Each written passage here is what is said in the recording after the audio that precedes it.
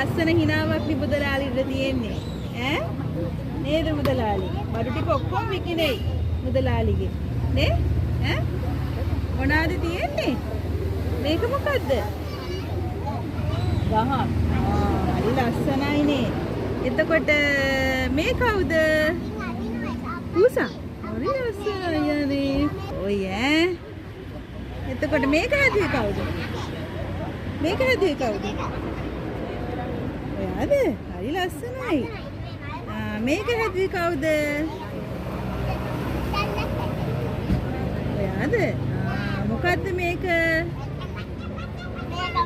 Photo frame එකක් නේ. එතකොට මෙතනින් ෆොටෝ එකක් අලවන්න පුළුවන් නේ. හරි ලස්සනයි ඈ. දැන් ඉතින් ආරාධනා කරාද එන්න කියලා කට්ටියට මේක බලන්න.